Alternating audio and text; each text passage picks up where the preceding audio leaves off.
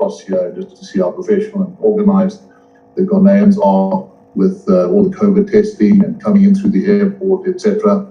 So friends, thank you for joining. It's great to know that there are hundreds of people around the world, if not thousands, that are joining on to listen to Mark's amazing testimony. I have had a chance to chat with Mark. I read his story, and it really was one of those amazing dynamic stories which will impact every one of us. And I think it is right to just watching him through. I have not met this lady, and I hope we could even get to see her today. And it will really be amazing to just be able to hear her side of the story.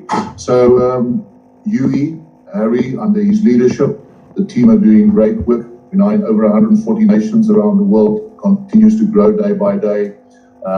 Recently, Brazil has been doing a lot of activity, committed on the UN commitment form. Please don't have it. There are now many tens, hundreds of thousands of people around the world that have committed. And I believe that this is part of God's plan, and that it will bless you as you become part of this family.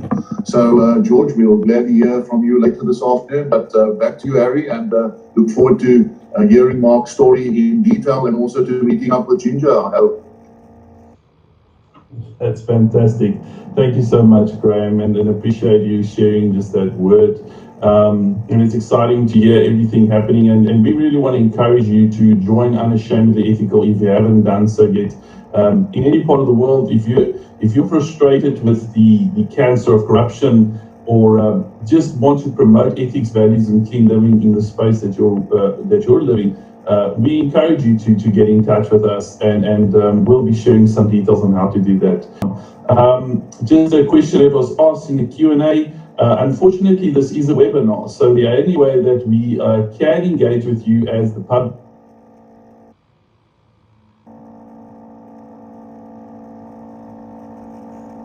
is through posting some questions to us, and we'll be the program. I'll be introducing the panelists and the speaker today, after which our main speaker, Mark Whitacre, will be sharing a story, and then the panelists will be asking questions that they feel will help our audience just better understand his story and what can we take away from his testimony. And then after that, we'll be fielding some questions from Facebook Live, and also the questions that you pose in the Q&A section. So if you look at the bottom of your screen, you should see a Q&A piece where you can pose a question, and there we will be looking at your questions and hopefully get a chance to answer them. We'll also be recording the session and making it available for you to view afterwards. With that being said, we are hoping to finish in about 90 minutes or an hour and a half. And if time allows, we will certainly be trying to take as much questions as possible. So without further ado, I'm going to ask my panel to please, and my speaker, just to all activate your cameras so that the audience can see you. And I'm going to start with our panelists. And the first person up is Ray Pinson. Ray Pinson is an entrepreneur and a marketplace minister, currently serving as the CEO and founder of his own software company called Open Systems. His career spans over 50 years in software and health informatics technology, including as a founding member of the United Health Group, now the largest healthcare company in the United States. Ray is also an investor and a fund manager in the stock market and chairman of the board for Ed Silvoso's Transform Our World Ministry. His heart is to encourage the real manifestation of the kingdom of God in the hearts of his children and to help them find their way forward on their personal journeys of healing, healthy relationships, and positive impact on their chosen nation. As part of his family's charitable organization, the Pinson Family Foundation, Ray has been partnering with Unashamedly Ethical as an ambassador for the USA and as part of our advisory board member for almost a decade.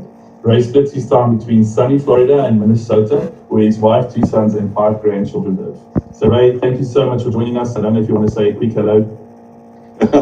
Yes, thanks for reading the bio, Harry. I just want to say that, of course, one of the most enjoyable parts of my life today, even though I'm quite the geek and love technology stuff, I'd love to talk with Mark about all kinds of geeky stuff, about chemistry and that sort of thing. But even more important than that is the story of what the redemption has come in Mark's life, but also in others of us that are on the call today. I'm so grateful to be an adult convert and follower of Jesus Christ. Guides every aspect of my life. That's all I have to say so far. Thank you, Ray, and thank you for just sharing a kind word of welcome. Next, I'd like to move to Dr. Essie Ansah. Dr. Essie is based in Ghana, and she describes teaching as a first love and believes that life is all about self-discovery and scalable transformation. She enjoys facilitating learning journeys for people both in and outside the classroom, and she has taught courses including leadership and human resource management at Ashesi University, using creative strategies in student-centered learning. She is highly engaged in various initiatives in her academic community, leading to several awards from students, including the most outstanding faculty member and the most inspiring faculty member. Essie is the founding partner and CEO of Access Human Capital. She serves as the key corporate trainer for Access clients and uses Access as a platform to provide mentoring and career coaching to students and working professionals as well as retirees. Essie is a certified International Coaching Federation coach and a licensed Insights Discovery practitioner who uses the Insights Discovery personality profile system in performance and leadership coaching. Welcome, Dr. Essie. It's a privilege to have you with us. Thank you very much. It's an honor to join you guys. Thank you. Awesome. Thank you so much. Next on the list is Noah Pinson. Noah is an avid student of the world and the human condition. Although his background is in genetics, Noah's field of study ranges widely from psychology and history to astrophysics and the stock market. Always in pursuit of wisdom, the issues of virtue, corruption, and justice are close to his heart. He aligned with these passions, and as part of his role as director of the Pinson Family Foundation, Noah has visited the Unashamed Ethical team in South Africa multiple times and participated in several of their strategic planning meetings. It's such a privilege to have had a couple of engagements with Noah, and he brings such a rich and diverse knowledge to the team, and he always has the ability to ask questions that I certainly won't be thinking about. So Noah, thank you for joining us. I appreciate it. Welcome. Thank you. It's good to be here. I'm glad to get a chance to be a part of this with all of you and ask Mark some great questions on how we can face corruption in our own world today. Thank you very much, Noah. It's a privilege. Lastly, I have Richard Akita with us. Richard is the author, was an author, and he's written over 10 books. He's a life performance coach, an entrepreneur, and Richard draws his inspiration from past encounters, has an insatiable desire to learn from every opportunity, and loves empowering others to pursue their dreams. Richard's passion is in self-development and has led him to continually research, explore knowledge and its application, enabling him to equip and empower and challenge his clients into committing a singular act which not only impacts their communities, but encourages them to leave a legacy or to be legacy-minded. Richard is zealous about seeing people serve their community with excellence, whilst discovering and utilizing their greatest assets in worship and service to God and their community. Welcome, Richard. Thank you very much. It's great to be here, to be amongst all these wonderful people. And I'm waiting to hear Mark's testimony. Thank you so much for joining us, Richard. We look forward to engaging with you. And last but certainly not least, we have our guest speaker for today, Mark Whitacre. And if I can quickly read some of his bio highlights to you, Mark is a seasoned executive who is extremely appreciative of redemption and second chances. Mark is the executive director for T Factor at the Coca-Cola Consolidated Company. Mark was most recently Chief Operating Officer of CBMC, an organization that has impacted his life greatly. The past 2 decades, Mark was an executive at CBMC from 2013 to 2020. From 2006 to 2013, he was the Chief Operating Officer and the Chief Science Officer at Cypress Systems, a California biotech company. His undercover work with the FBI during the ABM scandal was the inspiration for the major motion picture The Informant, starring Matt Damon as Mark Whitacre. Drawing from this unique story, Mark provides a one-of-a-kind insight into corporate ethics, corporate greed, and the warning signs of a flawed corporate leadership. Mark, I know that is a very brief introduction to an amazing story that you'll be sharing with us now. Welcome, and without further ado, please take us away, sir. Well, thank you, Harry, for that warm welcome, and it's great to meet the others here too, and just thank for all the participants that are also sharing here today, and look forward to some questions as we as we get towards the end of the event today. But thank you for having me, and I look forward to sharing a journey that's really been going on for almost 30 years ago. When I got to the fork of the road, and when we talk about ethics and a moral compass, and I got to the fork of the road, and I was 32 years of age. And by the way, that was 5 years ago when I was 32 years of age. I was actually 32 years ago when I was 32. I'm 64 now. I just turned 64 in the past few days. But look forward to sharing this journey, what I've learned in this journey, some things that I wish I would have done differently, knowing what I know today and what I wish I would have done at 32. But look forward to sharing this journey. I'm going to show a few slides. So I'm going to take a second here and just put up a few slides here. And the slide deck should be on at this point. But just imagine yourself, just for a minute, when you go back to work after this event today, that you have that you're recording, that you have a tape recorder attached to your body with an athletic band, that you have a tape recorder in a briefcase, and another tape recorder in a special notebook, 3 different tape recorders, and that you'll be taping your coworkers, your supervisors, and your friends, not just unethical behavior, but actually of illegal behavior that's occurring. Just imagine doing that. Now imagine doing that wearing a wire 8 hours, 9 hours, 10 hours a day, every day for 3 years. Well, that's exactly what I did for 3 years in my early 30s. I worked for the FBI as an informant at the same time that I was an executive at a large Fortune 500 company in the USA.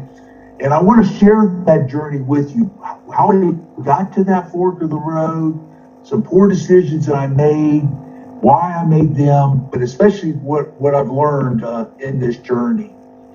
It was living 2 lives. I mean, in one life, I'm an executive of one of the biggest companies in the world, divisional president of the biotech division for Archer Daniels Midland, commonly known as ADM. And I want to make it clear right now, right up front. ADM had 30,000, this would have been at this point, I joined ADM in 1989, and I was wearing a wire by 1992, like I said, almost 30 years ago. But I want to make it clear, they had 30,000 people going to work, doing the right thing every day with the right moral compass, but there were 4 bad executives at the top. So it wasn't a bad company. There were just some selfish leaders at the top, and I was one of those selfish leaders at the top of the organization. So I did want to make it clear, it wasn't not at all a bad company. It's a great company. It's a great company today, but it just had some bad leadership that made some poor decisions that were very selfish. So this beginning part of this message I'm going to share is really an example of selfish leadership, not an example of servant leadership. So I was, just to go back that slide a minute, I mentioned I was divisional president of the biotech division. Shortly after that, I was corporate vice president of the company and an officer of the company. I reported to the vice chairman, the number 2 of the company. There were basically 3 executives above me, CEO, a vice chairman, and a president. And I was basically number 4 ranked executive out of 30,000 executives at age 32. And boy, did I get carried away with that. I thought I was a rock star. I remember the top executives had access to the corporate jets, and I felt like I was Justin Bieber before Justin Bieber. I felt like Bon Jovi. I felt like a rock star at that stage at age 32, so young, definitely was naive, definitely was immature. I had a lot of education. I had a PhD in biochemistry from Cornell University. By that point, I finished that at age 25. So I was already 7 years graduated from Cornell, but I still was naive in terms of the way the world works, and I basically absorbed and was mentored by people. Just for me to move up the ladder, I did whatever it took to move up the ladder. Instead of making the right moral, ethical decision, I did the decision that would move me up the fastest. That would move me up, get larger compensation, move me up the corporate ladder. And like I said, some of those decisions were poor decisions that we're going to be getting into. So I had access, starting right when I started, to the corporate jets, the 7 corporate jets that we had at the corporation. This was the home that I lived in at that time. It's this huge home, about a 13,000 square foot house, an 8-car garage. And by the way, this home was for about 30 years the home of the CEO of ADM, Archer Daniels Midland. And it was the home of the CEO before that, John Daniels, one of the original founding members of Archer Daniels Midland. So this house was 2 previous CEOs' home before I owned that home. So I looked at, boy, if you live in this home, you've got the chance to be the CEO of one of the largest companies in the world. But that's the home we lived in for almost 7.5 years during the tenure that I was with Archer Daniels Midland. But again, we got this home the first month that I started working in ADM in October of 1989. And you can imagine, you have a corporate jet, you live in a mansion, you have an 8-car garage. I had that 8-car garage filled up with really nice cars, and I was addicted. It was almost like an obsession to greed and pride. Like I said, this is an example of selfishness, what I'm describing at this point. But the difference was, here my wife is driving around a used car, a used Jeep, when I'm driving around a Ferrari, because the cars didn't mean anything to her. My wife became a Christian 10 years before me. And my wife is really the moral compass. This is Ginger, my wife, and really is the moral compass of this case that I'm going to be describing. One of the largest price fixing cases, one of the largest international cartels in U.S. history, happened during this time. And really, my wife is the one that made this case happen. And by the way, I met Ginger long ago. We met when we were in junior high. She was in 7th grade and I was in 8th grade when we first met. She was 13, I was 14. We went to our high school proms together. I was senior class president of my class. She was treasurer of her class. She was 1 class behind me. But as I was getting obsessed with greed and moving up the corporate ladder, Ginger was looking at, how do you leave the world a better place when you leave it than when you join it? And she was following God and following Jesus, and it just had a totally different moral compass than I had at this stage in our early 30s. So I started sharing Ginger about this price fixing case where we're basically stealing and ripping off from our customers. And we're a very large food additive company, one of the largest food additive companies in the world. And no matter what you buy from the grocery store, you buy a beverage, like a Coca-Cola, you buy a Kellogg's cereal, you buy a Pillsbury or a Kraft. If you look at the ingredient label on the side of the package, a lot of those ingredients are produced by ADM, Archer Daniels Midland. So we were ripping off basically our customers, which are the food companies, and we're ripping off the consumers that went to the grocery store and bought these products, these processed foods all around the world. And I started sharing this with Ginger. A lot of things were going on in the company. I was a couple years with the company now. The company saw me as family. They trusted me, so they started bringing me a couple years after being with the company. They started mentoring me and showing me how to do price fixing, something that had been going on for years before on other products. Now it was starting to happen in the biotech division, the division that I was president of and responsible of. And Ginger could see things looking much different than who she met when she was in junior high and high school. She could see something. She knew me that well. She could see something that was weighing heavily on my shoulders.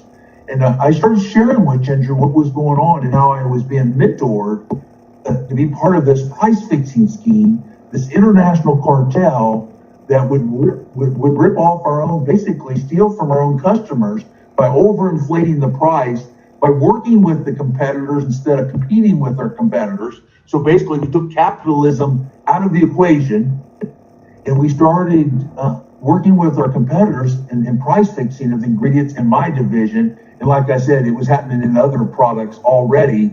And so ADM, it was proven in court they had some experience with the price fixing. Again, not 30,000 employees. I'm talking about four executives out of the entire company. So this is an isolated part of the company, but it was for the top leadership. So I started sharing with Ginger what's going on with the price fixing, and she was really troubled by that. She didn't know what it was at first, so I explained it to her, and she said, "Mark, that's just outright stealing. That's theft.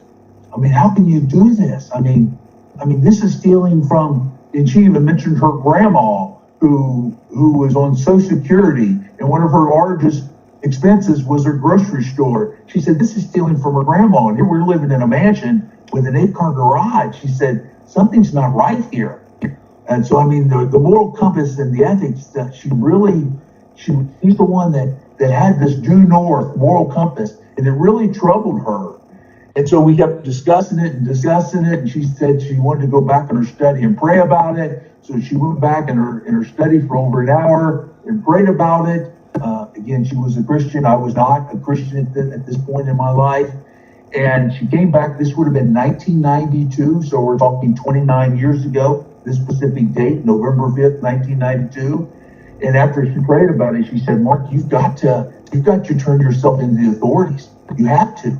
You're involved in something only for 7 months that's been going on for years. What a perfect time to do the right thing and expose this fraud, this massive fraud that's costing consumers hundreds of millions of dollars per year, hundreds of millions each year. I mean, that's how big this case was. At the time, when it got exposed, it was the largest price fixing case in U.S. history at that time. So I kept sharing with Ginger, we kept talking, and finally she said, Mark, I'd rather be homeless than live in a house where illegal activities occurring. That she would rather be homeless than live in a house where unethical and illegal activities occurring. So she would just not stop. She would just stop. She was consumed by doing the right thing. And she made the decision that we had to tell the FBI, and we had to tell the FBI that day.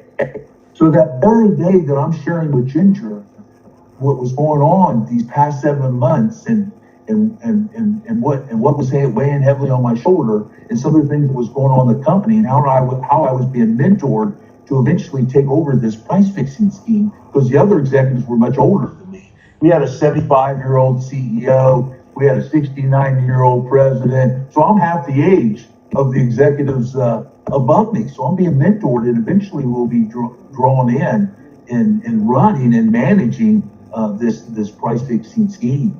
So that very day, we're sharing with the FBI, and I tell you, that's a nerve-wracking. I don't know how many of you have ever went to the FBI and tell them you're stealing hundreds of millions of dollars every year, but I can tell you, it's an interesting reaction.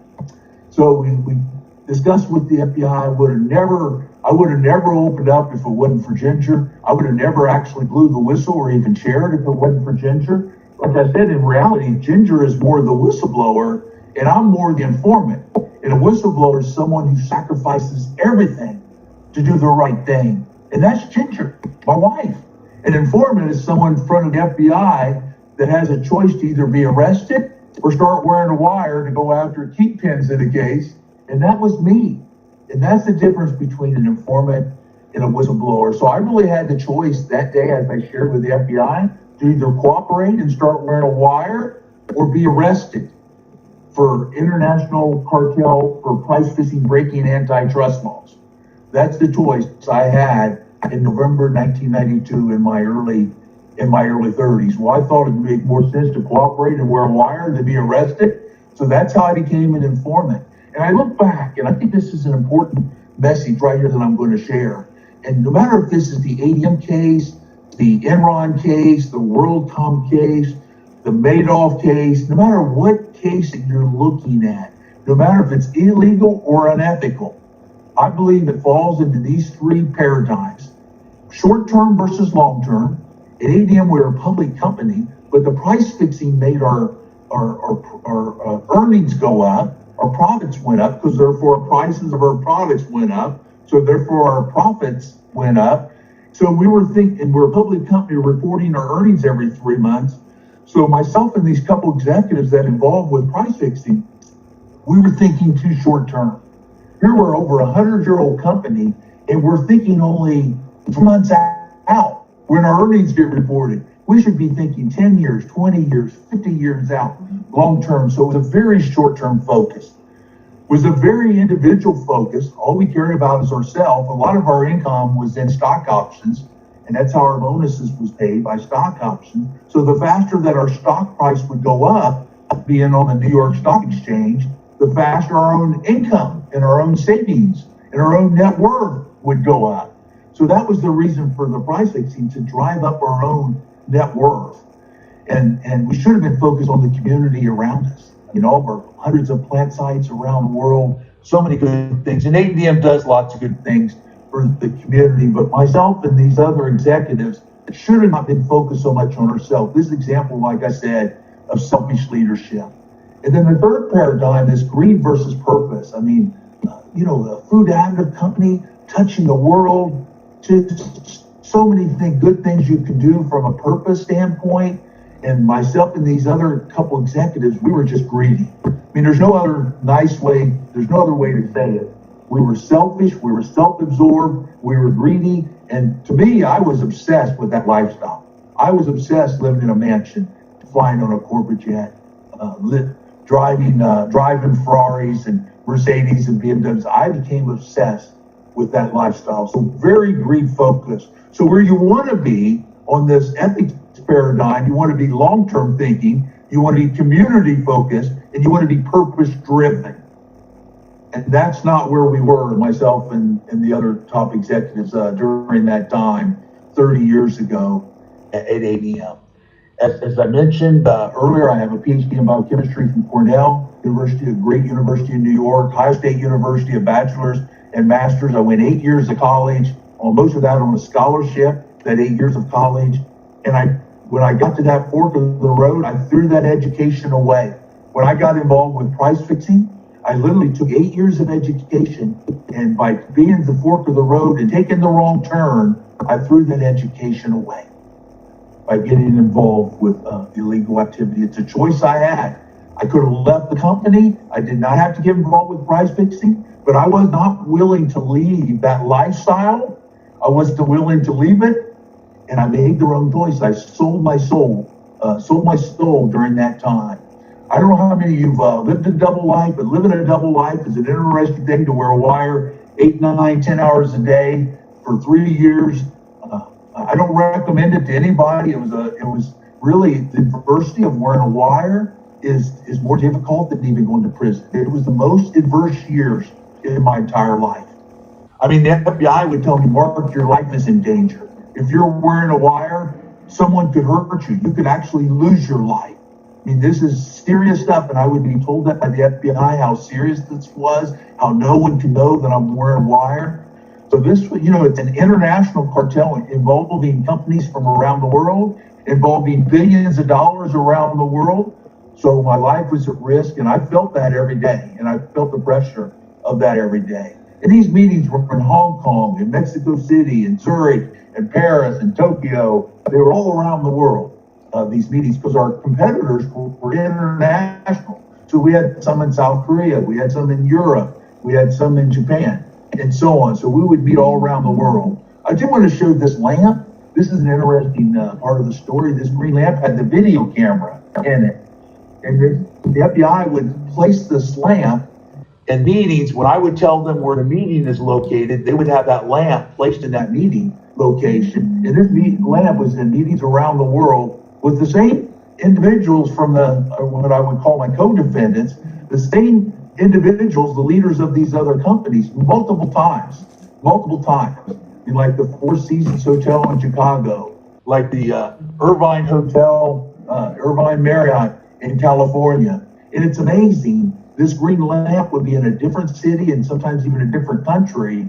And they would never notice that lamp, but it was the same people. And that lamp was 5 or 10 feet from them. So it showed me firsthand that greed blinds you. Greed blinds you.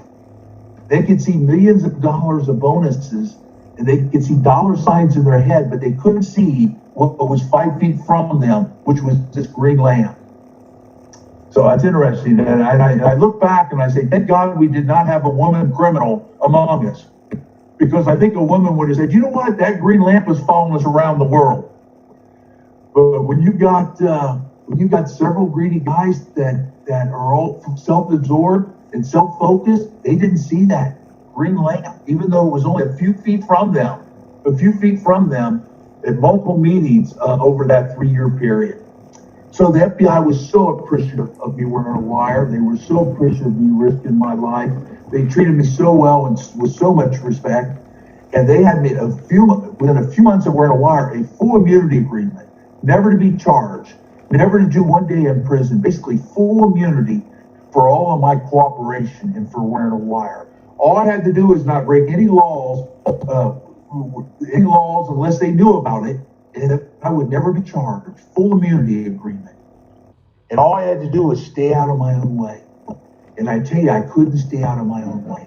When I had this position, you know, as I'm coming towards the end, I've had this position for almost 7 years at that point.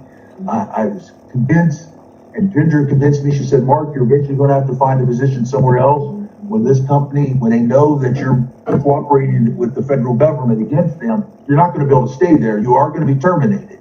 You're going to lose your job. You're going to be fired from that position. So you're going to have to work somewhere else. And I thought, well, who's going to hire somebody that just wore a wire against their own company for 3 years? Actually, in the U.S., it's easier to get a position as a felon than it would be someone wore a wire for 3 years. So I thought, here I'm only in by this point, I would have been about 38 years old after wearing the wire for 3 years. And I thought, well, who's going to hire somebody in their 30s that wore a wire against their own company? So I'm done with my career. And at that point, I'm only about a decade from when I finished Cornell. So I'm only about a decade past my education. So what I did do, I looked at my stock options that I had. There was lots of them I couldn't exercise because the exercise date was not there yet until I wasn't going to be at ADM long enough to exercise it because the case was going to go public and I was going to lose my job before that. So I started basically padding my own bank accounts, preparing my own severance, even looking at the stock options, what they were worth, and even reimbursing myself for what those would be worth, thinking that if I ever had to have a defense, I could use my stock options that would be owed to me someday, but I was getting fired before I could exercise them because those were basically my bonuses and they were larger than my income, the bonuses and the stock options. So I ended up basically writing checks for $9 million, 5 different checks for $9 million. That way I had my stock options reimbursed. If I couldn't get a job for a while, I had plenty of compensation and plenty of severance package to have a window, a several-year window to get back on my feet, thinking that this would never come up. The amazing thing is the day that ADM learned that I was the informant, the very day they contacted the FBI and said, wait a minute, he's not a white nine informant.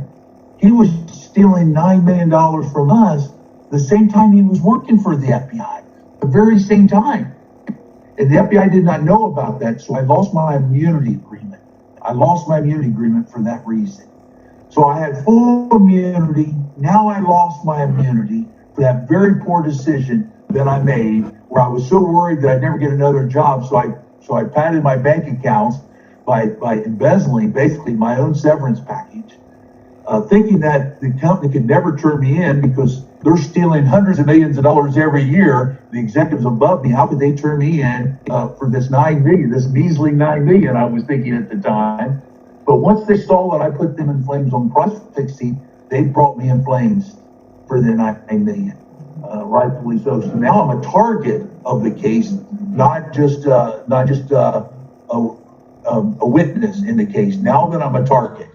The amazing thing is the FBI even still, they knew I was under pressure. They still supported me, even with that huge mistake. You could not make a worse mistake when you're an informant. It was as bad as a mistake as you could make. And even with that huge mistake, they went out and met with the prosecutors to give me a deal of a lifetime. They got a couple-year plea agreement, couple years, but my lawyer told me, he said, the only thing I would have to serve, because they were going to have the FBI agent speak to the judge at my sentencing hearing. If I would sign this plea agreement, the FBI agents, each one, 3 of them, was going to talk on my behalf to the judge of wearing a wire for 3 years and risking my life and making some poor decisions under pressure. And my lawyer said I would end up with a 6 month plea agreement, 6 months in prison after that sentencing hearing. Deal of a lifetime for the $9 million. I lost immunity, but I was going to get 6 months in federal prison is what he predicted with that plea agreement. Well, I took that. Ginger wanted me to sign it. She begged me to sign that plea agreement. I told Ginger, I said, you're the reason why I'm in this mess in the first place. I blame Ginger for having to wear a wire. I blame Ginger for turning me in. I blame Ginger for everything at that point. And I blame my lawyer for trying to get me to sign that plea agreement. And I ripped up that plea agreement. I tore it up, and I fired that lawyer, and I hired another couple lawyers literally the next day after I fired the lawyer, and after I told Ginger I'm going to do the opposite she wants me to do and not sign the plea agreement and not go for 6 months. And I fought the case for almost 3 years and got an 8.5-year sentence instead. So I went from full immunity to a 6-month sentence, which was a deal of a lifetime, the mistake I made, huge mistake that I made. And then I got 8.5 years on a 10-year sentence. You get 15% off good behavior on a federal case. There's no parole. So 8.5 years on a 10-year sentence when I would have went to prison for 6 months. So now I'm going to be in prison from age 40 to age 49 by the time I went to prison, by the time I went through the courts.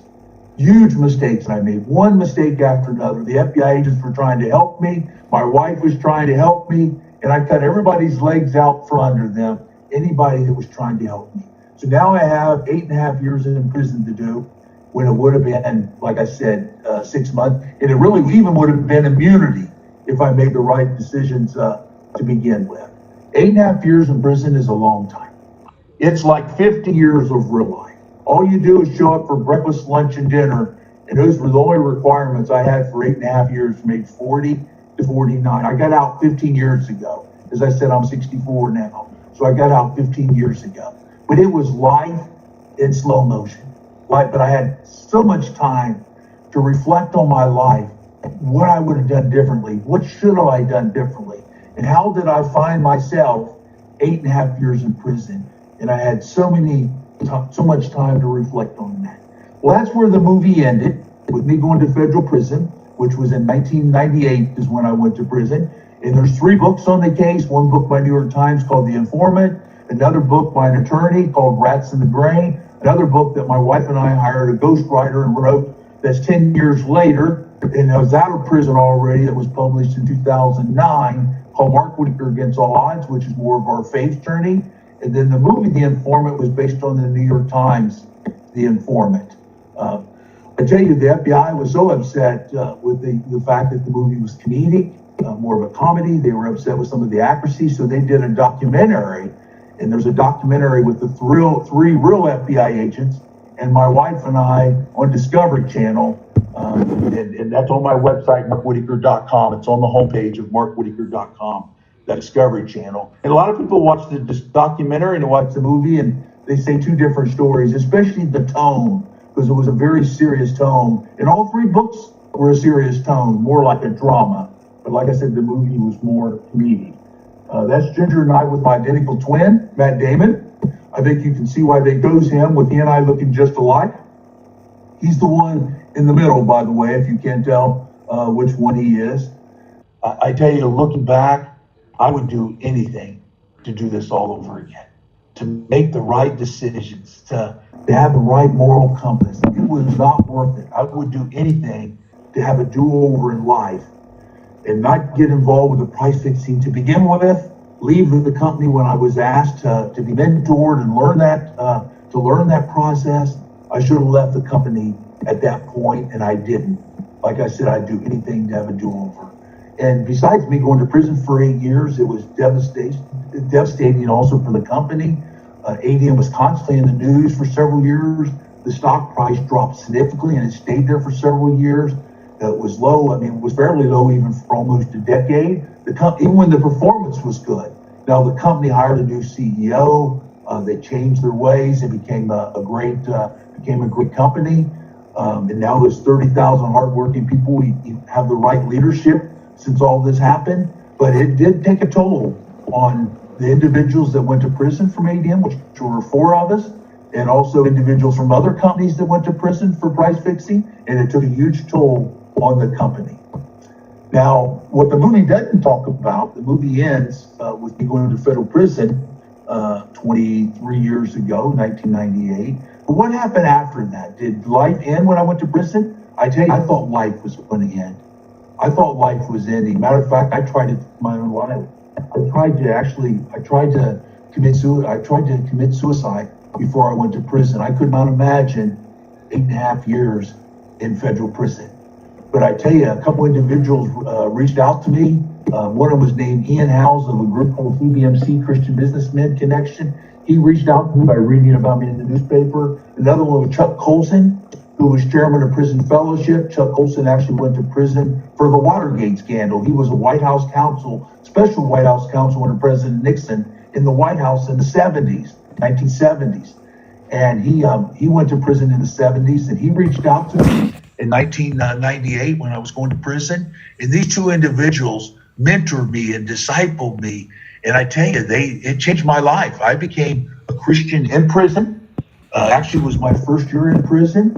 And 23 years ago, that happened in 1998. And it was life-changing for me, completely changed my life. Even to the point at $20 a month, after earning several years, 7 figures with my stock options and my base salary at ADM. And now I'm $20 a month for 8.5 years in federal prison. And it was amazing how God found ways to be productive even in prison. Help guys get their GEDs. Help inmates some of them get a 2-year degree through correspondence.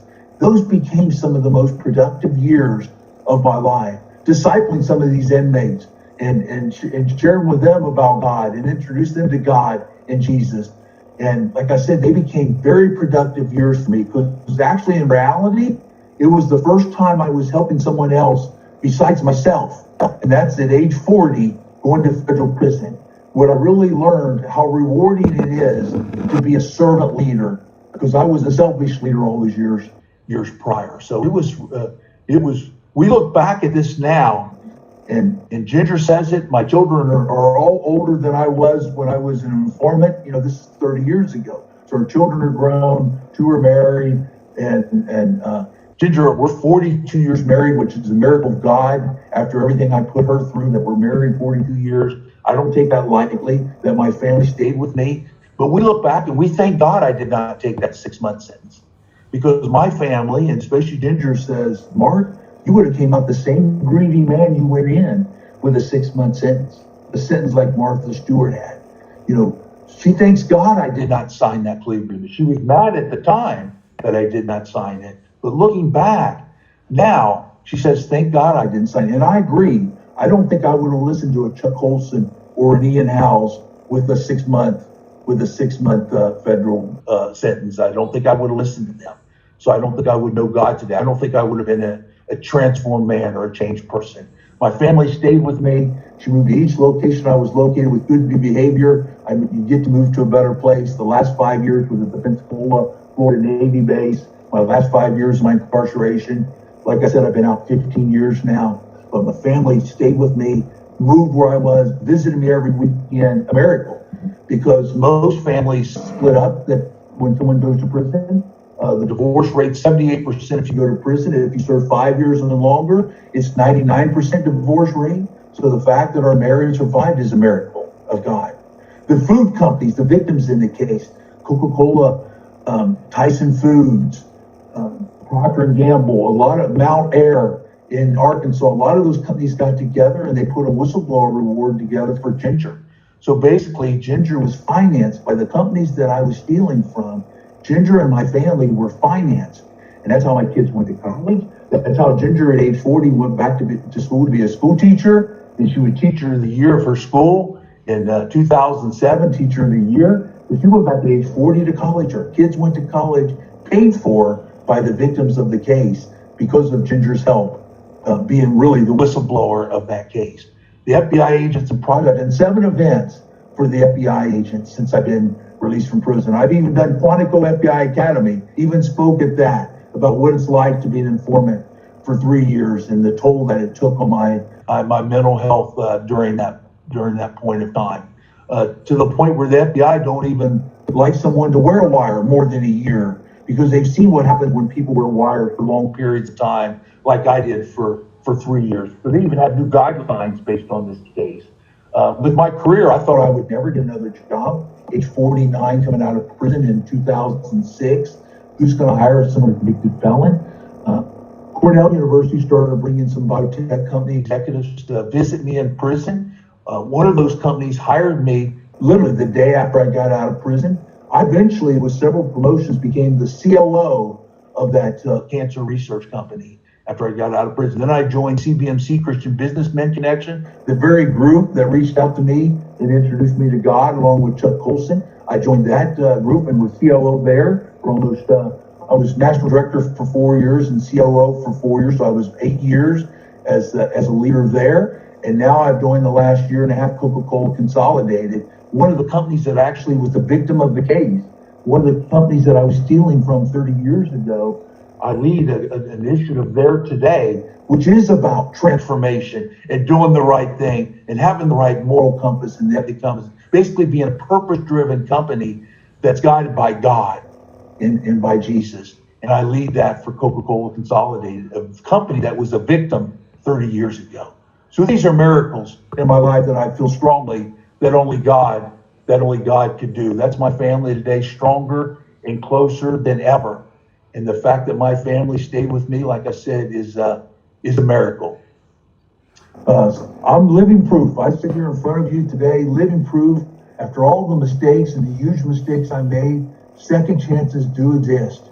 And I'm living proof that second chances exist. To have my family with me, to have a great career, to be working even for a company that was a victim in the case 30 years ago, second chances really do exist. I want to talk about some preventive measures before I end here, things that I think we should have done differently. One preventive measure is ethical fitness. To do the right thing, I believe it's like physical fitness. Training is a must. To train your employees, you start with your leadership, and you go all the way down to the shop floor, but you train your teammates and your leadership. You train them about compliance training and about doing the right thing. So ethical training is very, very important in leadership training. So always think long term.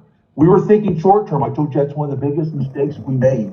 It's important to always think long term. Think 5 years, 10 years, 30 years, 50 years. Think in eternity. Think like God does. Think in eternity about leaving where you're at, a better place than when you got there. So it's important to think long term, and that's not what we were doing when we got involved with the price fixing case.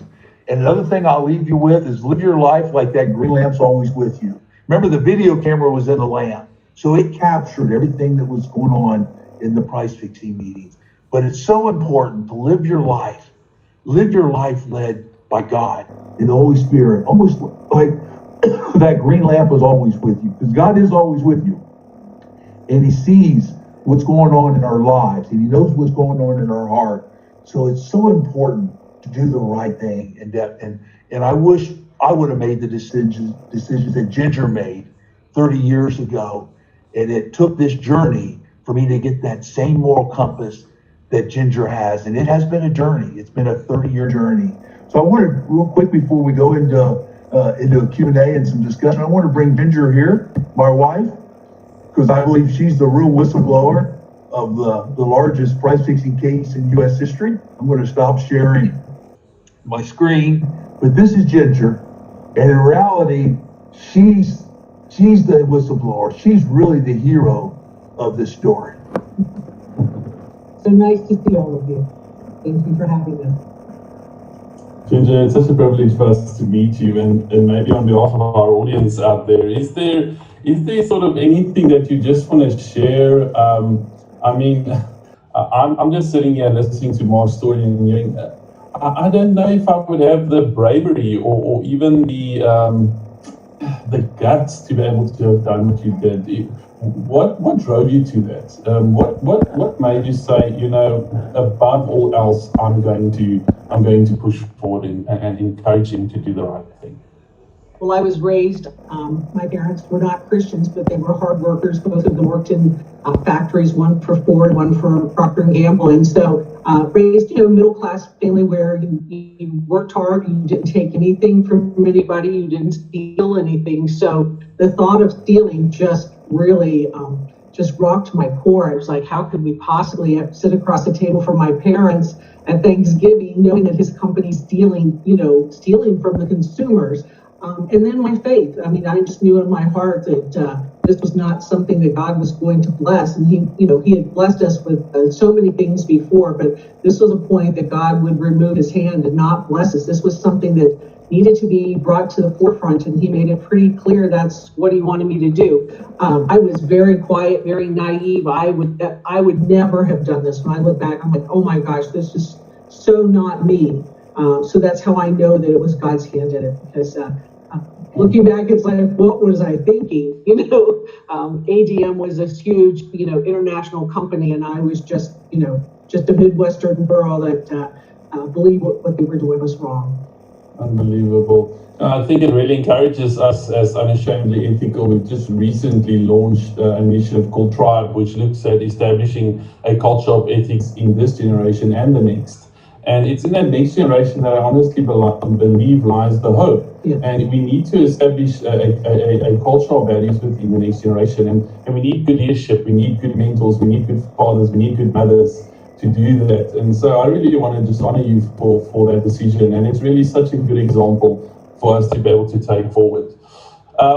Mark, is there any other comments before I ask the panelists to switch on the cameras and start engaging with you? No, I would just leave this comment here as we start going into a discussion and Q&A is it's so important to do the right thing. And I tell you, it's so rewarding. I mean, I look back when I was involved with the illegal activity, even before I shared Ginger, that's almost like being in prison. That could have been even worse in prison, because when you're looking in the mirror every day, you're involved with things that are unethical and illegal. And I tell you, that weighed heavily on me. That was one of the reasons when Ginger started this discussion with me in the first place. And it's just so rewarding to have a compass that's due north, to be unashamedly ethical. And it's just so rewarding to do the right thing and make the right decisions that are God honoring and honor God in all you do. And it's not easy. I know it sounds now, it's, 25, 30 years later, and then it was not easy. I can tell you it was not an easy path, but it shouldn't be. If you're doing the right thing, you have to do what's right, irregardless of what's going on around you or how it might upset the people or how it might change your life. You may have to leave your job or relocate or whatever, but you have to do the right thing. Too many people just give in just won't stand up. Wow, it's such encouraging words. Now, Ginger, if you'll indulge us and just hang around a little bit, I'm going to ask the panelists just to start their cameras and unmute their mics. And yes, I want to open the floor, and if anybody on the panel has an introductory question, we can go from there. Okay, Mark, I have a question for you. Thanks, Richard, go ahead. At what point did you forgive yourself? No, I tell you, I would say it was June 1998 when I became a Christian. I know God then. It's when I surrendered my life to Jesus. I was in prison then. It was my first year. And it's when I was being discipled by Chuck Colson and Ian House. But I will say even since then, and now you're talking June 1998, you're still 23 years later, there's still not a day I wake up and I say, boy, how did I make those mistakes? How did I make those?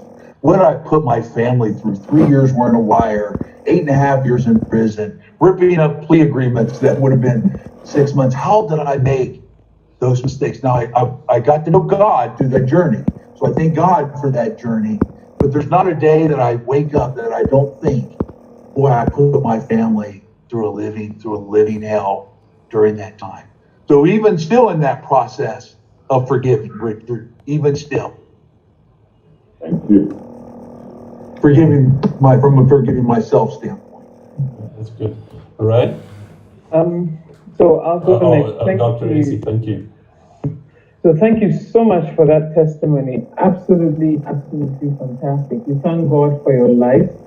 And in your story, Ginger plays a huge role in keeping you on the straight and narrow.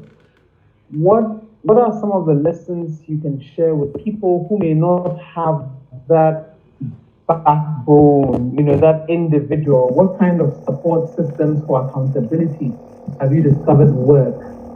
So that if there are people who may be in that situation but may not have that one person who is, keeping them doing the right thing, what systems can we set up around ourselves? Yeah, and I find that's a great question. I find that so important. I would say, even starting 23 years ago, Chuck Colson and Ian House, as mentors of mine. Chuck Colson has passed away now in 2012, 9 years ago.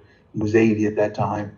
But it's so important to have people accountable in addition to our spouses. So now I have a group, for example, there's 9 executives, and we meet every other Saturday. We've been doing that for years, several years now. 9 executives that are in business, that have these forks in the road that are happening around us, and we hold each other accountable. So it's so important to have accountability partners that understand your business, that understand you, that you can share with some of the challenges you have, and maybe some of those forks in the road or some of that gray area that's in front of you, and to have that wisdom, that wise counsel around you. And I find that is paramount.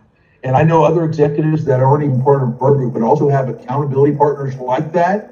I think people in general in life, and God wants us to have that. We need that around us, these accountability partners, in addition to our spouse.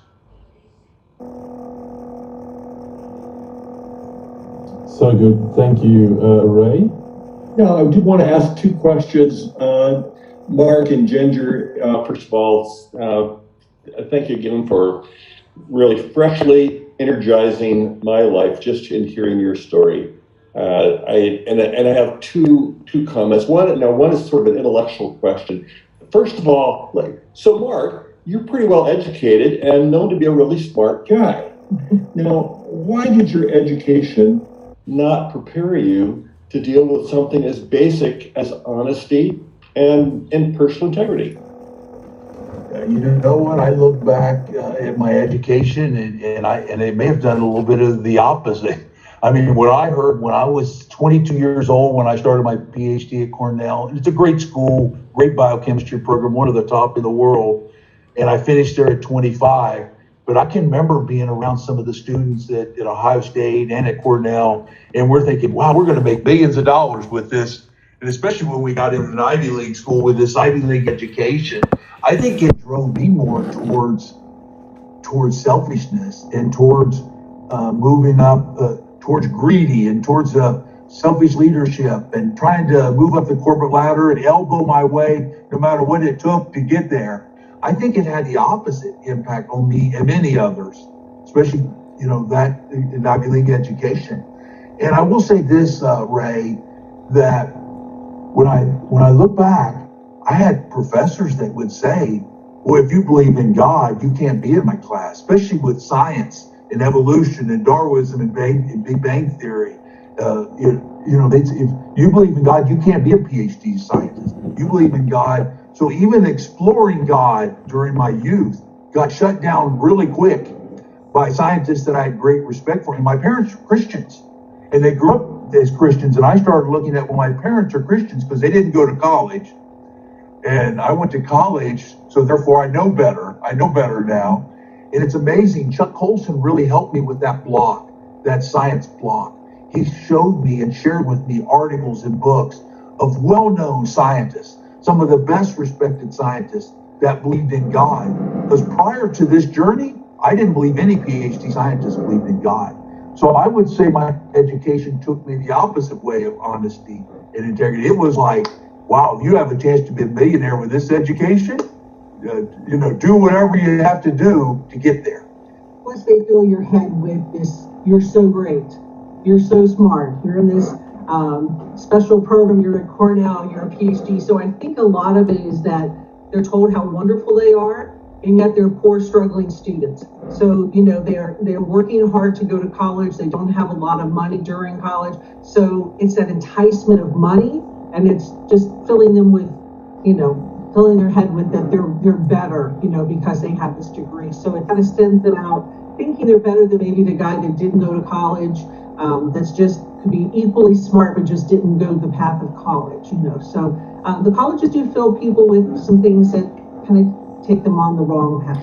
I would say even narcissism, even almost narcissistic. By the time I was one of the youngest PhDs that ever came out, and almost maybe almost, compared to what I went into college, I came out probably even narcissistic at that stage in life.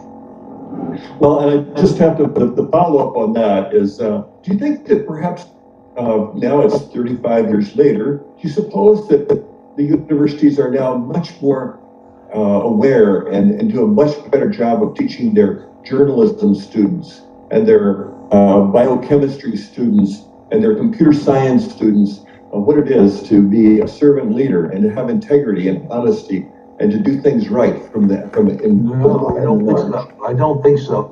I don't think so. I don't. I think in some cases it could even be worse. But I don't think that. I think in the secular school system, I don't think it's corrected.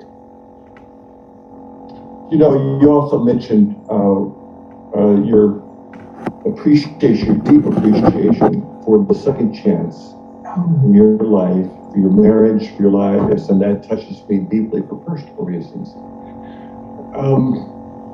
Our foundation very much centers on trying to provide second chances for people in various circumstances. And I just ask you, Mark and Ginger, are there some areas today that you particularly reach out to people who are in need of a second chance? Oh yeah, I'm mentoring people in prison, just like Chuck Colson at Indian House did me. And before COVID, I was literally like one Saturday a full month, one Saturday a month in prison. But now COVID is more correspondence until things change where you can get back into prison. So the COVID situation has changed going into prison. And Jen and I have actually mentored many couples, especially Ginger with the wives, of losing her loved one, going to, temporarily going to prison, and walk alongside of them in life through this adversity. So we have walked that journey and continue to, just like Chuck Colson and House did for us. Because most people have never walked this thing. We had never had an attorney. No one in our family had like a speeding ticket. So to go through the Bureau of Prisons is a whole different world. I mean, it's speaking a different language. It's different rules in most families. Don't know what to expect. They only know what they've seen on TV. And, that's not always portrayed in the correct way. So we try to just, people reach out and say, look, my husband's going to prison, or my friend, my brother. Could you talk to them? Could you pray with them? Could you keep in contact with them to kind of support them? Because they're going into unknown territory for both of them. And that's what we feel like God has called us to do. We didn't walk this path for nothing. We're supposed to be using it to help others. To encouragers, to be Barnabases to them, just like we had encouragers that got us through the journey. That's beautiful, Mark. Thank you. Thank you both. Thank you. Am I allowed to ask one more question before Yes, Alice? Great. So you basically described two types of mentors: the mentors who led you down the wrong path, and the mentors who supported you, positively. How do we, as executives, people, younger, older, doesn't matter, how do we filter through to make sure that we have the right people speaking into our lives? Any filters we should look at? Anything that we can use as a sift? You're just looking at this journey for 30 years. The mentors, and I still have people that I consider mentors in my life, and I have people that I'm mentoring. Matter of fact, in life in general, I think we should always have a mentor, and I think we should always be mentoring someone younger than us, and maybe that's younger in faith more than younger in age.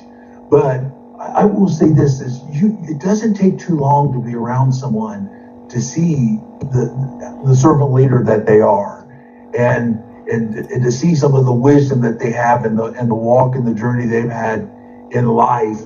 And so I think when you put your filter on and you're really evaluating, you're exploring, you could be a mentor. You look at people that are looked up to, people that are following them, and those are great ones to have as mentors, because you see the good things that they're doing in life and the good things they do in serving. But when I meet a leader, it doesn't take too long for me to tell, well, is that person a servant leader, or is he a selfish leader?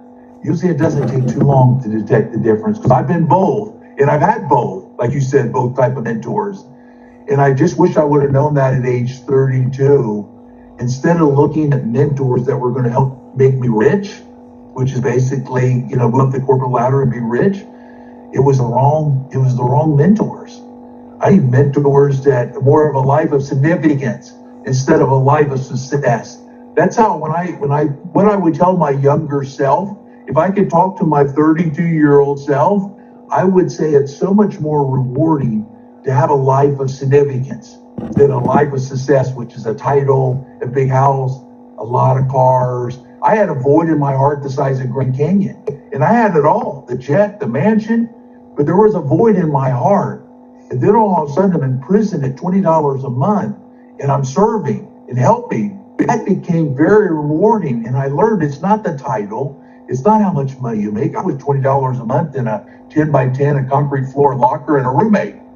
And how rewarding that was when you're able to help other people, more for a life of significance, to leave the world a better place when you leave it than when you got here. That's what I've learned this journey. And you will see by what they put as a priority in their life. If it's the flashy car, the flashy clothes, it's who they know versus what are they doing within the company? Are they compassionate to people? What are they doing within the community? Even compassion to their own family. You will see where their focus is. You will see that kind of where they're going. So empathy and listening. Well, I will say my mentors that I've had that were more selfish, they were doing all the talking. The mentors that I've had, like a Chuck Colson and Ian Howes, that impacted my life, they had 2 ears and 1 mouth for a reason. They were listening double the amount of time. They were listening, and they really had empathy to what I was sharing. They really cared, really. They really cared. And that was the difference. They cared. So good, Mark. Noah, can I give you a chance? Sure. Mark, I think one of the things that a lot of us face with any of this corruption is what to do. So when you were faced with the cartel and that you also, as Ginger pointed out, you had a coming storm that you were going to have to weather. And trying one method got you in a lot of trouble. What would you have done differently to have weathered that storm of the backlash from ADM and what you thought the world was going to throw at you? If you were doing it now and saying, okay, I'm going to take on this burden of exposing corruption, but I don't really want my whole family to suffer. I don't really want to be crushed under the weight of this. What would you do to prepare if you were doing that now? Yeah, I think what I would do today, knowing what I know today, I definitely would. The price fixing was going on years before I joined the company. So it was already an ongoing process in the company, an ongoing scheme. It was at the very top of the company, the vice chairman, the president. So the very top was either involved or they knew about it. So they allowed it. And so I couldn't change it. I couldn't come in there as a 32-year executive and say, hey, we're not going to do this anymore. It was not at that stage. So the only really choice I had was to leave the company. But what I would have done, I would have left the company, but shared it with authorities and let them know, hey, this is ongoing, and I've seen it firsthand. I would not been the one to wear the wire for 3 years. I would have not have, because that's the sacrifice, for my family. But I would have shared, knowing what I know today and the moral compass that I have today, leave the company, but let authorities know, and they just have to figure out another way to resolve it than me wearing a wire for 3 years. And they would have found a way. If they knew of the crime, they would have found a way. They would have went to an executive, one of the younger ones, and they would have put pressure on him. Hey, you work with it. They would have found a way. But that's what I would have done. That way it would still hopefully resolve the challenge, the problem, but not be such a burden for my family. And what do you think was corrupt in the system before you got there that allowed that to happen in the first place? What was not happening from the board of directors or from oversight or from some other thing that allowed this to even grow up in the first place? Well, if it wasn't for Ginger, the FBI say this, if it wasn't for Ginger, it still could be going on even still today if it wasn't for Ginger. So, it's such few people know about a scheme like that. Ginger got engaged, so I shared it with Ginger, and and the board don't know the details of that, and they just see the profits. They say, wow, the company's doing great. Price fixing increases the profits. Your product prices go up, your earnings go up, your profits after tax go up. So it really looks from an outside standpoint, things are going great. And so that's what the board sees. And at that time we didn't have any compliance training or ethical training. I was there 7.5 years and I never even saw a compliance manual. Never even heard of one. But today, I know at ADM compliance is really a priority. And in most companies, even now the Sarbanes-Oxley law in the United States that came about in 2002 even requires ethics and compliance training. And I think that could have made a difference. If we were once a month or once every other month, actually with compliance training, and we had our head lawyers and attorneys saying, boy, price fixing's illegal, here's the consequences, you don't want to do this. I think that would have made us think differently, the ones that were involved with price fixing. But we never heard that at all. There was no compliance training at all. It's changed in the US. It's a priority in most companies, compliance is today, because of cases like ADM and Enron and WorldCom. Sure. Some good questions there. Yes, Richard. Yes, Mark, can I just ask this question? And this comes much closer to home for us Christians. In your testimony, I wrote down, our addiction to greed distorts our view of wealth. So how do Christians navigate away from this addiction to greed and walk as Christians rather than conforming to what the world is doing? How do we navigate this very thin line? I really view it, we have to be of this world, but we don't have to be in this world. We have to know what's going on around us. And I think the best way for me, who had a greed addiction, is the best way to resolve it. Now I drive a Hyundai Sonata, before I was driving a $200,000 Ferrari, and now it just, those things are now, those are rust. All those things are 30 years ago are rust. That car is rust now. And you really see how temporary all that is. But as Christians, we have to look at this world really as temporary. And I really believe we've got to look at what would Jesus do in every situation. What would Jesus do in this situation? And if we do like what Jesus would do, I believe that's how we become servant leaders. Because Jesus was a tremendous servant leader for us to learn from. Talking about a son of God who served. We got such great examples in Nehemiah and Paul, and there's such great examples in Scripture how to serve. But what should really help me resolve the greed issue is that it's all God's. This home is God's, my family is God's, and we're stewards of that. We're managing God's resources, our homes, our cars, our jobs, our positions. It's really all God's resources. Psalms 24:1 make it clear, God owns it all. The earth and everything in it, including us. And if we're stewards of that, then we got to look at, well, if I'm going to do this with this particular investment or how we're going to invest our money, is this what God would do? Is this what God wants? Is this what would Jesus do? If we look at ourselves that we're stewards for God of his resources, I think it makes it look differently. And we don't want to waste that. But I think it took for Mark going to prison and not having, it was a definite cutoff of the greed. Because ADM played into the greed by, his salary and all the perks, the car, the jet. They knew what to feed. It's like giving a drug addict a drug. They knew that money was his addiction. And so I think the prison time definitely cut that off because it $20 a month. $20 a month, and great outfits and not any access to chocolate milk and things like that. But so I think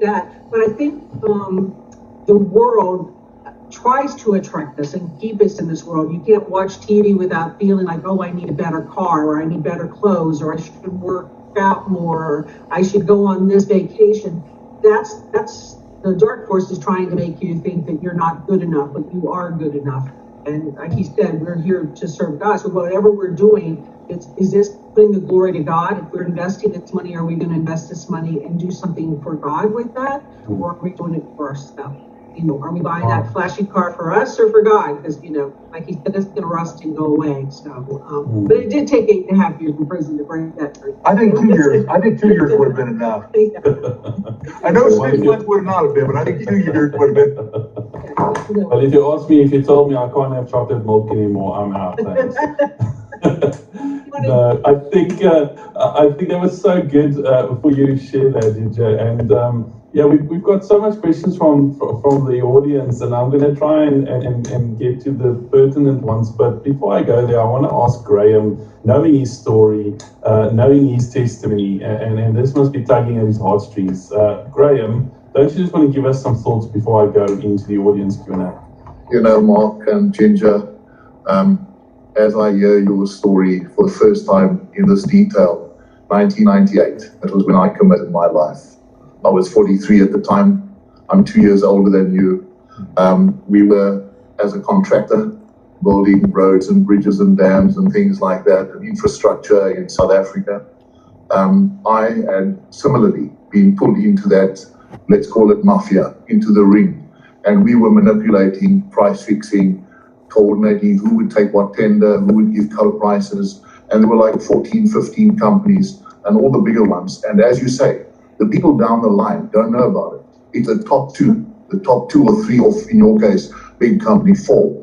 And, you know, when Noah asked that question, Noah, you know, if I had committed my life 10 years earlier, I would have been so convicted that I would have done that shift 10 years earlier. So I committed my life in 98. And by the year 2000, we had a ethics committee. We started looking at how to do things correctly. One of the toughest decisions I could make was to go to the other 14 CEOs and managing directors and say, sorry guys, we're no longer part of this club. And it was a tough thing to do, to have to phone each of them, speak to them. And boy, they were quite ruthless. You know, what do you think you know? You're a Bible puncher. And they would try and block us from being invited on these tenders, because the minute we were in the mix, then the ring would fall flat. So I think every one of us is born with a void. And I chased success, more companies, more turnover, more boats, more material things, more game farms, and none of those would fill this void. But the day I committed my life to God, I realized that every one of us is born with this void. And only then did I have inner peace. And only then was I able to look at things very differently. And you can't explain it to somebody. It's something which you have to experience.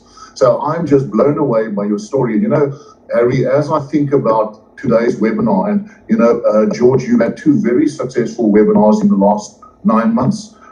And I just say, more people need to hear more of these kind of stories. They're not all as big, that have had movies made about it, etc., but our everyday life that's impacted.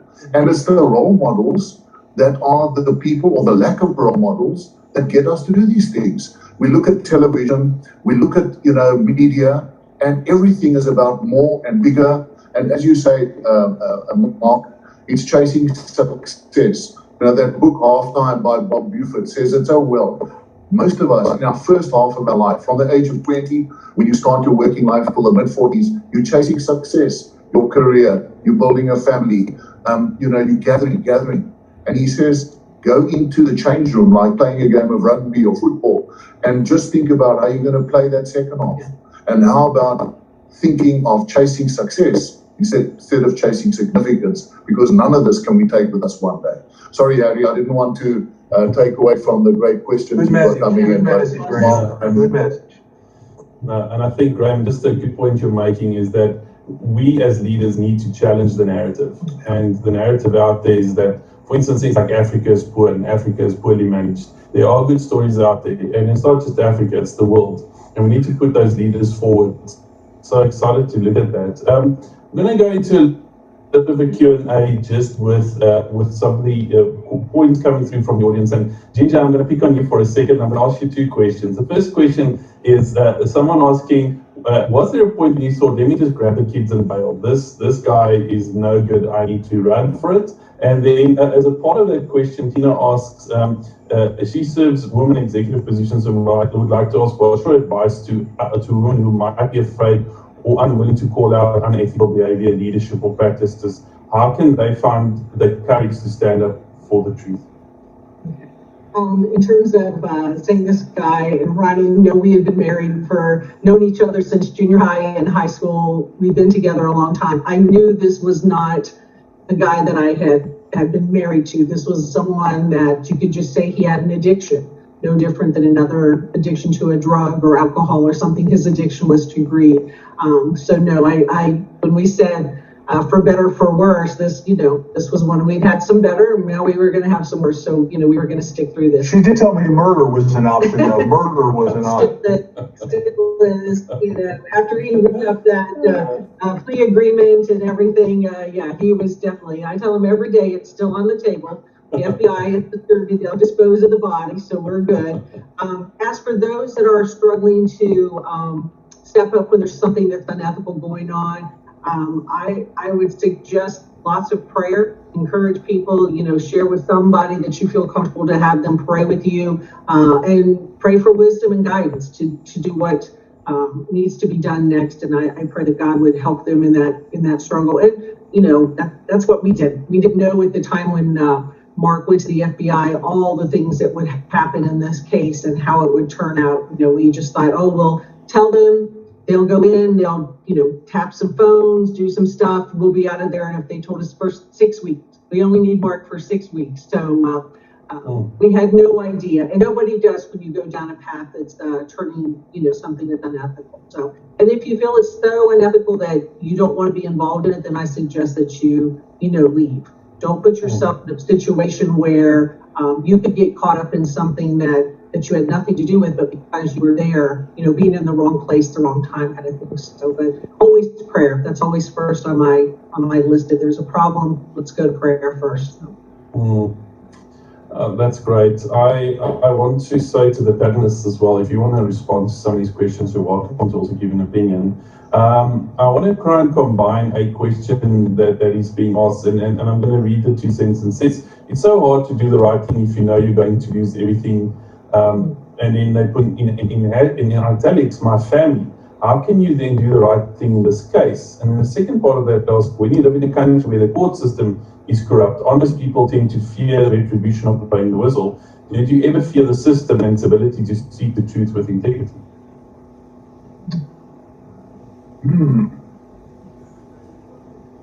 Yeah, I tell you, I really, like what Ginger said, I really just think you've got to be grounded, and you've got to really feel firm that you've really got, when you start a new position or position you're in, I really think one has to say, look, I'm not going to go in any gray area. This is the moral compass I'm going to be on. It's due north, and I think you got to stay firm in that. And when it's not, I think if it's a close group you're with, and you can say in a close group without blowing a whistle, because ideal is to change the behavior without having to blow the whistle. If you're in a closed group and say, look, this is not right, this is unethical, this is a gray area, are we treating our customer, our vendor, our employees, are we treating them properly? And then make that right decision. But I do really think you've got to really walk in with a strong foundation that I'm not going to budge, that I'm not going to do anything wrong. And I'm going to try, if I have influence, I'm going to try to change it where we stay on the right track. And then make a decision, like Ginger said, and pray about it. If it's someone way above you that you feel like you've got to blow the whistle, then you got to pray through it. How you would do that, and will you do that? And I think the question was like, when it's going to hurt your family. We had no idea that what was going to happen. Like I said, we thought it was just a short ordeal. We didn't know what's going to happen. But, She's going to go quick. Someone's at her door. She's going to quit. No, She'll be right back. I think as we're starting to close the session, I want to just pose a question to my African panelist friends, Dr. S.C. Richard. Graham, George, if you wanted to look at that specifically. But the question is raised in Africa, we too often talk about it's part of my traditional culture, and comes the excuse in terms when we're talking about greasing palms or giving a deal under the table, whatever the case may be, never that pertinently, but the question of it's part of my culture, it's part of my tradition. What's your comments on that? I'll start with Dr. Essie, maybe to just, if you have some comments on that, and I'll work my way through if there's nothing. Okay, thank you very much. I was trying to locate the full comment, but ahead of that, let me comment and say, we use that as an excuse, and as people of faith, primarily, as our standard. And so regardless of what some of the cultural practices are, and sometimes culture in our context, for example, families are expected to support each other, so individuals supporting each other. Now, that is not an excuse for me to do what is wrong and cover for another family member if I'm using the Bible as my standard. Our culture doesn't say do evil. It says do what is right, take care of the family. So take care of the family cannot be substituted with do whatever it takes, but that is what the human nature ends up doing. So I think it's important, especially as people of faith, to go back to the Bible. That is our foundation, and then look at what Jesus would do, and not to use that excuse. And that doesn't change the reality we have, though, that sometimes our systems are so broken that you feel if you're doing what is right, the system works against you. That's a larger challenge and a whole different conversation that needs to be had. Okay. I thank you for that, and that's a very pertinent point, I think valuable to the conversation. We need to get our values in this process. I'm going to give George Pra just a moment to share. I know that they have a hard stop at the moment as they have to run off, and I know that most of our audience have committed to an hour and a half. So George, if I can ask you just to close us off with a few comments just from your side, potentially with some next steps. After you, I'm going to just close us off and also some closing comments from Mark and from some of the panelists, but I know that you've got to run. So if I can ask you just for some comments, maybe from Unashamed Ethical Ghana, some next steps in terms of your processes and maybe some upcoming events. Just some comments from your side before we close.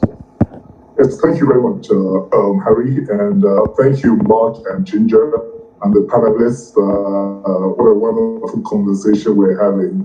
One big takeaway I take was a comment that came from Ginger when she said, I would rather be homeless than live in a house where unethical practices are going on.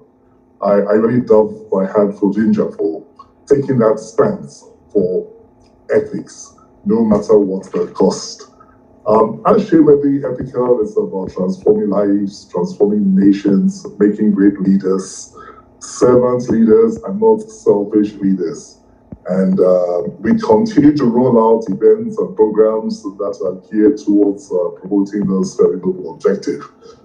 At the global level, just to mention a few upcoming events, we're going to have our next global webinar in the month of July with the theme, Future-Proofing Your Leadership in a Global Era. Future-Proofing Your Leadership in a Global Era. And also at the global level, we're going to be rolling out a series of leadership training modeled on the four Taylor model of transformational leadership. We will be sharing more about this in the course of time, and we encourage participants to engage with us. And also from the point of view of Unashamedly Ethical Ghana, our next webinar, which is part of the series Do the Right Thing, will be in August. And our focus this time will be on promoting or having people share reasons why or what compels them to keep doing the right thing. And that's really encouraging because we see, even amidst the doom and gloom, if you like, we still have good examples, positive examples, and people who are determined and are motivated to keep doing the right thing. And we would like to be sharing that as a theme of our next webinar in August. Throughout the month of June and going on from there, we'll also be rolling out, in our Ghana space, a series of presentations on transform your work life, how you can add value to your work life and make your work life actually relevant to your servant leadership position that we believe God has pushed us into. And so keep your eye and keep your ears to the ground. We'll be sharing much on these forthcoming programs, which are all aimed at making our world a better place. This righteousness exalts a nation, and our righteousness, our practice as individuals, can make the difference in exalting our communities, our nations. So, for more information, go to www.unashamedlyethical.com and continue engaging with us. Thank you very much, Harry. Thank you so much, George and Graham. Graham, I don't know if you want to just say a few words, and then we'll excuse you for sure if you need to run off. Thank you. We're about to see one of the government ministers here now in the next 20 minutes, and I was really impressed, blown away, Mark and Ginger, with your testimony, and I really believe we need more of these kind of promptings from people around the world, because there are many great stories, wonderful stories like you've shared with us. Thank you very much for being willing and making your time available, and to all of the panelists. It's a great joy to see you all. Thanks, Harry, and bless you all. Thank you so much, Graham. Appreciate you being with us. And I'm going to ask the panelists for some closing comments before letting Mark just end off with some final thoughts and insights. So, Dr. Essie, some closing comments from your side. Thank you very much for the wonderful opportunity. And my biggest takeaway is to be intentional and be courageous, be intentional, and trust that because God requires us to be ethical, He will provide the means to actually stand our ground. So thank you so much. It's been amazing listening to you. Thank you, Mike. Thank you so much. Richard Akita. Mark, thank you very much for your honesty and how you made yourself vulnerable for all of us to see. You are an example. I have a quote which I normally say, "On life, make it count." And I am doing that in my corner, and together we will change the world one person at a time. So let's keep these stories going, and I thank you all for giving me the opportunity to be on this wonderful platform. Thank you once again. Thank you so much. Thank you, Richard. Appreciate you. Noah, some closing comments. Mark, I just wanted to thank you for being an example of one person standing up against something that was overwhelming, to maybe not even willingly do the right thing, but to do the right thing anyway. And that standing up against corruption that we see as overwhelming is actually still possible. That we shouldn't give up hope that we can do the right thing, that it is possible to do that. So thank you, your example. So much, Noah. Appreciate that. Ray, some comments? Well, Ginger, you are truly the rock star, and what can I say? I hope that my faith can be as strong as yours someday, and I'm working up to that. And I'll just say, Mark, too, in looking up your background and getting a little bit more of the story for both of you, I'm very impressed with your T-Factor work and the work you do in leadership training. And if I may, I'll follow up with you in that particular area. Is quite interesting to me. Good, good. Thanks, Ray. Mark, Ginger, some closing comments from your side. I'm just grateful to have this opportunity to share a little bit of our story with all of you, and hopefully it brings you, like you said, encouragement, and for us all to go out and to be courageous. That should be our theme for this year, is just to be courageous. It's difficult out there, and we need to be strong as Christians. Thank you for having me. Yeah, I would leave with this, that getting back to that life is significant, and it's so rewarding, and it should be that we're intentional about living a life of significance and not the life the way the world defines it as. And as Ray mentioned, our T Factor, we equip leaders to be purpose-driven, servant leadership. At T Factor, Coca-Cola Consolidated, and every couple of months we have 250 different leaders virtually in events where we equip them to honor God in all they do and to be the leader that really God designed them to be. And would love to have would love to have your attendees join us sometime in T Factor also. And it's on the website, tfactor.com. But the main thing I really wanted to really hit is to be the leader that God really designed you to be, and to be unashamedly ethical, because that's what Jesus would do. That's what Jesus shows us.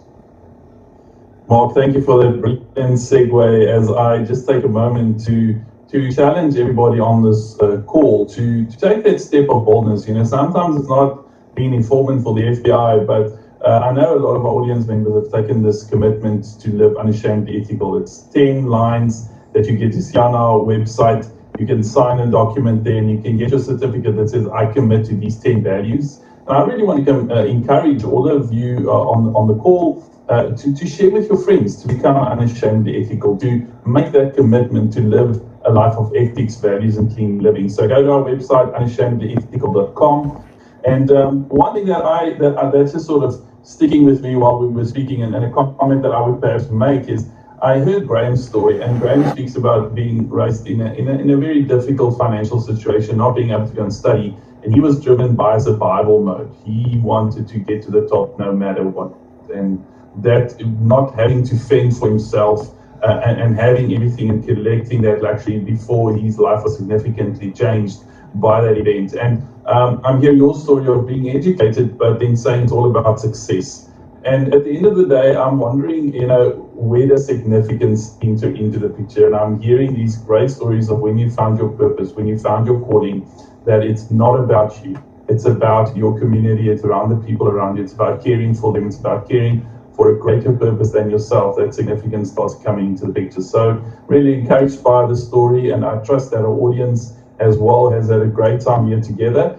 Please watch out for us on our social media pages as we post more information, and we'll be taking clips of this amazing webinar and just posting it for people to take some golden nuggets with them as we continue this process forward. Thank you to the panel. Mark, thank you for sharing an amazing story. Ginger, we know you're the real star here, so we really appreciate you coming on board and just sharing with us. And we trust that we'll be able to take the stand for ethics as we're inspired by today's narrative. Thank you, everybody, and have a blessed day. We're going to be closing off with just a short video as people start logging off, and it's just a short little introduction as to what Unashamed Ethical does. Thank you, everybody, and have a great day further. Thank you. Thank you.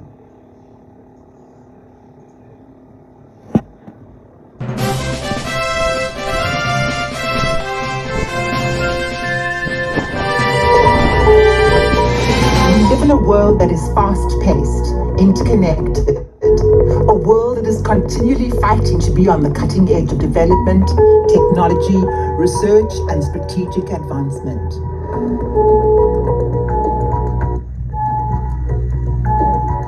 From San Francisco to Hong Kong, New York to Harare, Jakarta to Cape Town, we share in communication and connectivity. The smaller our world gets, the more we see corruption, collusion, and crime, destroying the hard-earned growth of honest, reliable corporations, citizens, and communities. As the turmoil increases, now is the time to stop. Stop and ask some hard, serious questions about our governments, our businesses, and even our lives. We are the people who can transform our nations. Every time you and I turn on a television to watch a news report or we read a newspaper, it is covered with stories of corruption and collusion. It seems to be around us, amongst us, in our face every day. Corruption is a worldwide problem. It's not just for one nation, it's for everybody. Everybody of us are always being a victim of corruption. Corruption is what is ruining and derailing our nations all over the world, and certainly here in South Africa. This is like a sick cancer that is eroding our society. If I think of a kind of a filthy, dirty stream that is flowing, and I believe that if I stand and you stand, the next person stands against this flow, we can make a difference. We can actually get this flow to turn. Turning the tide requires a unified approach with a zero tolerance on any form of corruption. It requires an urgent commitment and faith that change is indeed possible. Unashamedly ethical is a major and significant mechanism and movement. It invites all of us to make a personal choice and to make that choice concrete, to put our name out there as those who will be in the army against this case. Unashamedly Ethical creates a blueprint, a guideline to fight this insidious enemy that targets the most vulnerable in communities around the world. When you sign up for Unashamedly Ethical, you're committing to high ethics, high values, and clean living. Unashamedly Ethical creates a community of like-minded people from every walk of life. One of the greatest things that Unashamedly Ethical does, it provides a framework, but it also provides stories of inspiration that can help us keep going in what we're doing. We're fighting corruption by telling people, showing people that we are the ones who have to start. We all have to make a decision, draw a line, and say, I'm not going to participate in corruption anymore. Taking a stand or deciding to swim against the flow takes courage, great courage. And I encourage you, if you have not signed up, sign up, make that commitment, and equally important, make that commitment and walk with others. When you sign up to Unashamedly Ethical, your name is added to an electronic database of like-minded individuals and organizations. And you can access skills, products, and services from that database. And if those people do not deliver according to the agreed upon code of conduct, you then have access to the Unashamedly Ethical Ombudsman. When we band together and share good ideas and we encourage one another, then we have the opportunity to persevere. And perseverance leads to momentum, and momentum leads to real success. We are inviting individuals and companies to make a pledge, sign a form, and then join the movement. I challenge you, make a stand, sign this pledge form, be unashamedly ethical, do the right thing and do it right now.